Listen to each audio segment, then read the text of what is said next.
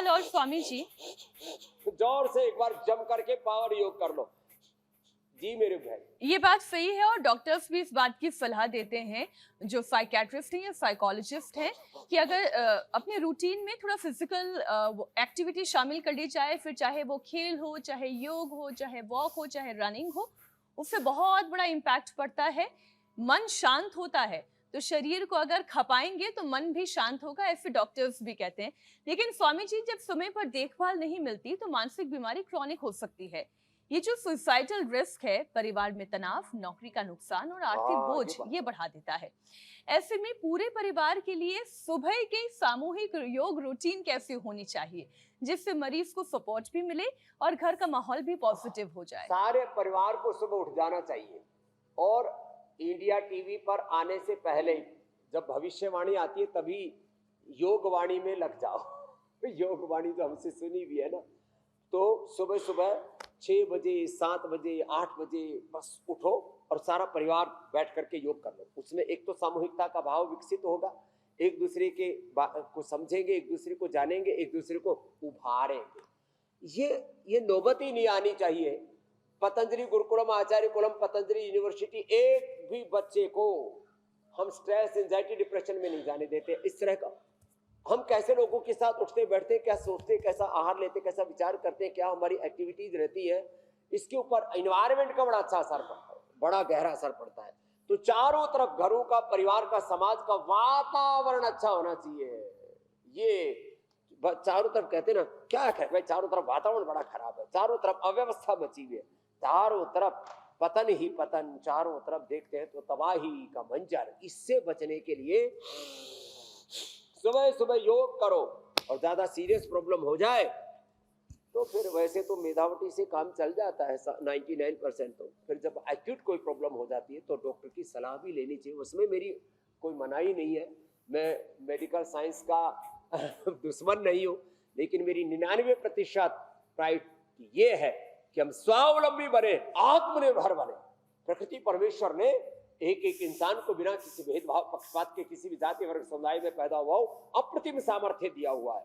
अपनी शक्तियों को जाने, अपनी सामर्थ्य को बढ़ाएं, अपना बुद्धिक, भावनात्मक, जो शारीरिक, आध्यात्मिक सामर्थ्य, उसको जगाने के लिए योग अप्रतिम है। और उसके लिए इंडिया टीवी ये तो सबको सुलभ है ना। स्वामी जी, सबको तलाश है सुकून की, शांति की। आज एनसीआर में बारिश हो रही है, तो स्वामी जी सुकून तो यहाँ के लोगों को भी मिला है, लेकिन फिर भी अभी बहुत सुकून की ज़रूरत है।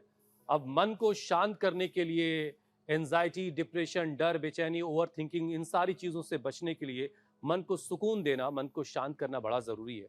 तो स्वामी जी, प्राणायाम में अनुलोम विलोम हो गया, भ्रामरी, उद्गीत, ये सारे जो अभ्यास हैं, इनका ऑर्डर जरा एक बार बता दीजिए कि इनका ऑर्डर क्या होना चाहिए। भ्रामरी, उद्गीत और ऑर्डर क्या, सीक्वेंस, जो क्रम है, सबसे पहले भस्त्रिका करें, इससे अपने आप को ऊर्जा से अपलावित करें। कपालभाति करें, अपने आप को डिटॉक्स करें। विश्वानि देव सवितर दुरितानि पराशय भद्रम कर्णासि, अपने शक्तियों को एक्टिवेट करें। बाह्य प्राणायाम से ऊर्ध्व आरोहण करें, मूलाधार से सहस्रार तक कुंडलिनी जागरण करें।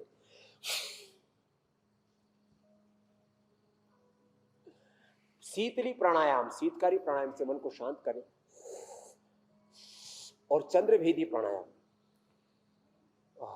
मन को शांति मिलती है। वायु से लिया, दाएं से छोड़, वायु से लिया, दाएं से छोड़। थोड़ा बादाम रोगन नाक को डालिया करें, थोड़ा सिर में बादाम रोगन की मसाज कर लिया करें, जो फिलिप आदि की शुरू में की है हमने। फिर अनुलोम विलोम, भ्रामरी, उद्गीत, ओंकार जप, नाम जप, उस खुदा अल्लाह ऑलमाइटी गॉड, वाहिगुरु, अकाल पुरख भगवान का ध्यान। नाम जप बड़ा काम का है, नाम और काम। नाम जपो, कीर्त करो, बढ़ के छको, ये 3 सूत्र दिए गुरु नानक देव जी ने, बड़े ऊंचे सूत्र है। सहज रहो, धीरज रखो। इस्लाम में, ईसाइयत में, हिंदुत्व में, जैनिज्म में, बुद्धिज्म में, सिखिज्म में धीरज, धैर्य, पेशेंस, और सब में एक आत्म भाव, अभेद दृष्टि, अभेद दृष्टि, ब्रह्म भाव, आत्म भाव। ये होगा जीवन में अहोभाव, कृतज्ञता, पॉजिटिविटी, सत्व, उत्साह, ऐसे ये जब रहेगा ना, ओहो, फिर जीवन में आनंद ही आनंद है मेरे भाई हुसैन। तो घर में अगर आपका बच्चा कुछ वो इस positivity तरह की रोज देते चीज़ों हैं का मुझे शिकार है, उनके जिन पास। विषयों पर आज हमने बात की, तो उसे नज़रअंदाज नहीं करना, उसका ख्याल रखना है, उस पर ध्यान देना और ज़रूरत पड़ने पर आज स्वामी जी ने जो उपाय बताए उसे शामिल करना है। स्वामी जी, अब आपसे इजाज़त लेने का वक्त हो गया है। धन्यवाद स्वामी। प्रणाम बहुत स्वामी बहुत जी। धन्यवाद, प्रणाम। बहुत बहुत शुक्रिया स्वामी जी।